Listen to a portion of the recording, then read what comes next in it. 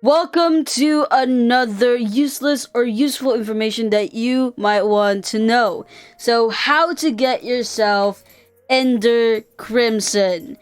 Now, to get yourself Ender Crimson, you need two things. One, the stand, and the second is the item. Now, the stand that you'll need is King Crimson itself. I've actually made a video on how to get King Crimson, so if you're willing to know how to get it, it's in my video. Now, you need King Crimson. The next thing that you'll need is Ender Pearl. Now, for you to get Ender Pearl, it's gonna be around the map, but there are chances and chance time for it to actually spawn in the map.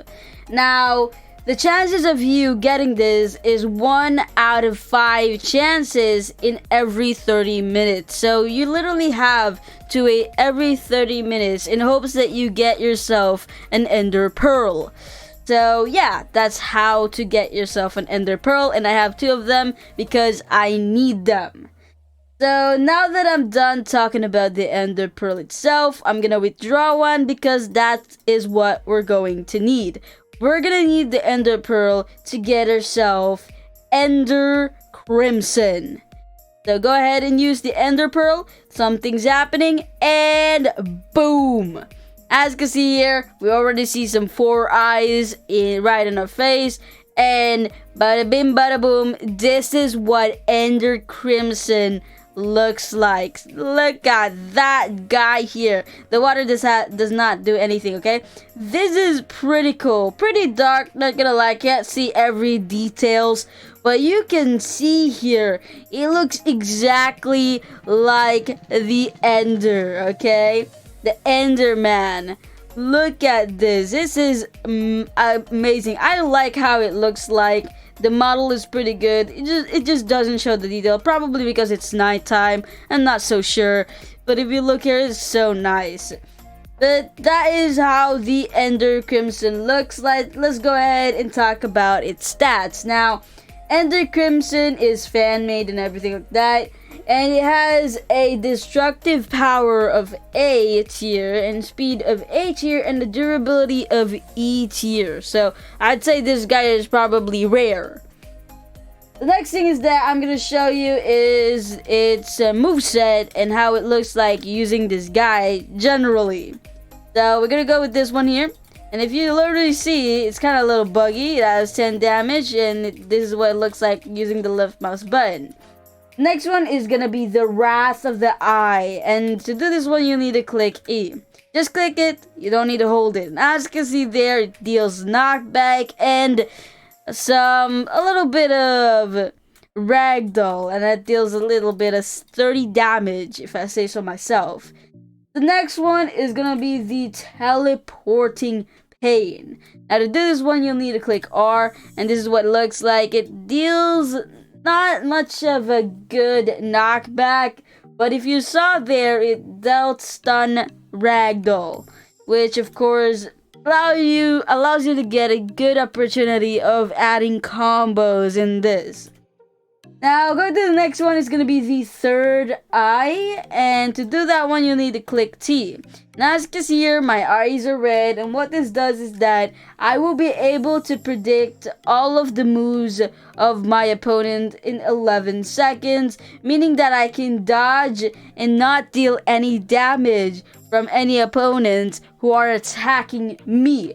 But it doesn't affect over heaven stands or gold experience Requiem stands, unfortunately. Now, going to the next one, it is going to be Scream of the Enderman. And it seems like you just click Y. And what this does is that you're gonna kick your opponent. That's it. So, I'm gonna go over here behind so that we have a good distance. Click Y, and boom. Pretty much you kick it, and it doesn't really dealt a knockback. It's pretty much you just throwing upwards, which also again does good combo.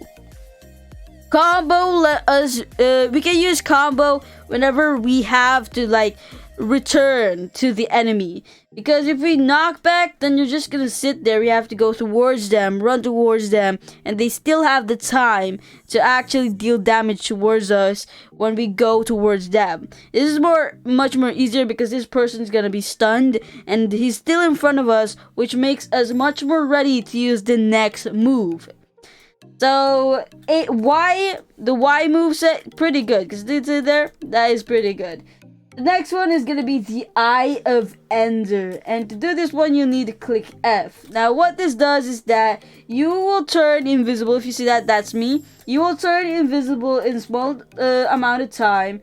And you can't really hit anyone in this world. You're just pretty much just being an idiot and just run away.